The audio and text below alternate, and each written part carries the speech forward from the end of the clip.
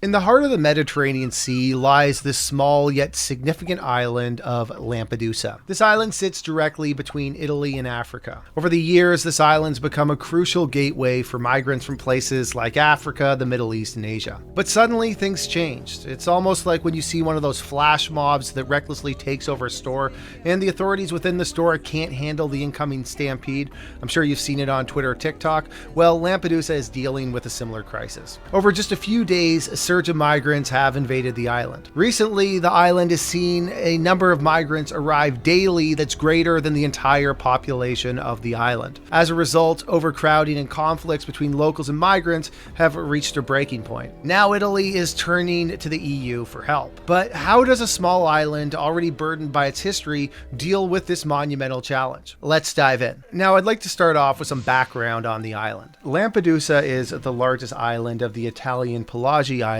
in the Mediterranean Sea. It has an area of around 20 square kilometers and a population of about 6,000 people. It sits between Tunisia, Malta, and the larger Italian island of Sicily. Now, this isn't the first time Lampedusa has witnessed a series of migrant crises. It's been happening for over a decade. In 2009, overcrowding at the island's immigrant reception center drew UN criticism. Then, in 2011, during uprisings in Tunisia and Libya, Lampedusa saw over 48,000 migrants. Flash forward a few years in 2005, and around 1,600 migrants died on the perilous route from Libya to Lampedusa, making it the deadliest migrant route globally. And then in 2017, there was an Oscar-nominated Italian documentary film called Fire at Sea, which provided us a glimpse into the ongoing migrant crisis, capturing the situation on the island during the years of 2014 and 2015. The film, shot entirely on the island, received critical acclaim and won the Golden Bear at the 66th Berlin Film Festival. Buona domenica ed eccoci anche oggi ritrovati al quotidiano spazio dedicato all'informazione. Okay, so getting back to the current crisis, among the arrivals on the shores of Lampedusa are individuals hailing from a variety of African nations, including the Ivory Coast, Guinea, Cameroon, Burkina Faso, Mali, and Tunisia. The makeup of the new arrivals primarily consists of young men and some unaccompanied minors, but there is a small number of women and children.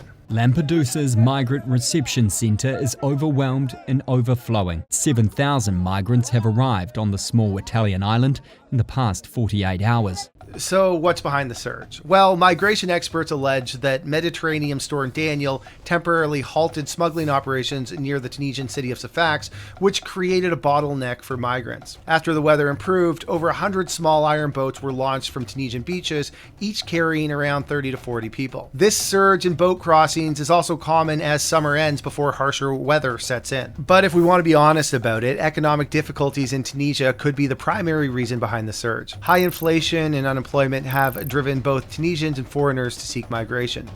President Said's anti-migrant remarks have also contributed to the exodus, with many fleeing racial discrimination. Now, well-known hedgie and geopolitical analyst Kyle Bass has given his take on Twitter. He says, significant inflation dramatically alters the social fabric of the world. It obliterates the poor and halts the upward mobility of the middle class.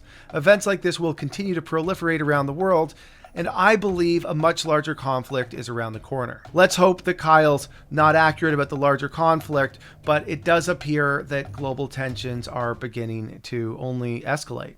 So Italy has turned to Europe for help. European Commission President Ursula von der Leyen, who was accompanied by Italian Prime Minister Giorgia Meloni, visited Lampedusa and unveiled a 10-point action plan to tackle the mounting migrant crisis. Come avete visto, la Presidente della Commissione Europea Ursula von der Leyen ha immediatamente accettato l'invito che le avevo formulato a venire qui a Lampedusa per rendersi personalmente conto della situazione. The action plan comprises several key elements, including the use of the EU's external borders agency Frontex to identify migrants arriving in Italy and repatriate those not eligible for asylum.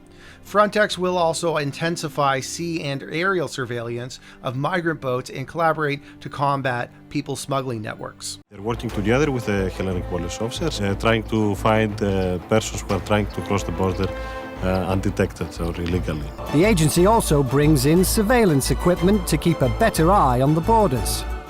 The EU's plan also includes expediting the supply of equipment to Tunisia's Coast Guard as it serves as the primary departure point for sea migrants and accelerating the transfer of funds to Tunisia under a previously agreed upon deal. The EU chief has also promised a 10-point EU action plan to help Italy deal with the current migrant crisis. But still, chaos and conflicts continue to arise between the Lampedusa locals and the African migrants.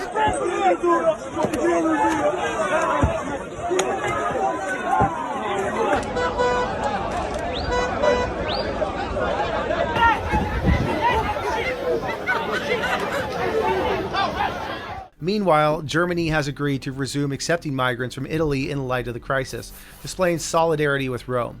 The move comes after Germany had temporarily halted voluntary migrant admissions due to Italy's reluctance to take people back under the Dublin procedure, which is a procedure that effectively is an agreement amongst European countries on how each country is responsible for asylum seekers. The solidarity mechanism, where migrants can be redistributed across the Union. France, meanwhile, has stated that they will not take in any migrants from the Italian island, but they still did assure Italy that France would aid in helping defend Italy's borders. This stuff is complicated. That being said, most of the asylum seekers are young men, many of which are likely seeking a better economic life and not necessarily running from war zones. So if you were in their shoes, why not? Of course, if you're in Italy or Europe, bringing in uncontrolled immigration from various countries at high volumes can lead to cultural and economic repercussions. These repercussions could lead to irreversible damage to your standard of living. The moral argument is that we should accept anyone who wants to come to our countries that is coming from hopeless despair.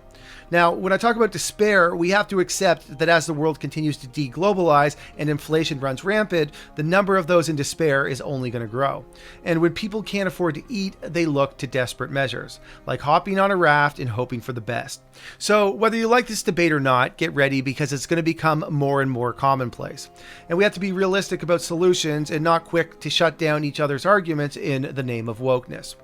You know the type of argument. Meaningless statements in the name of rainbows and unicorns, all while ignoring the economic and social consequences of our decisions. Poverty is sexist.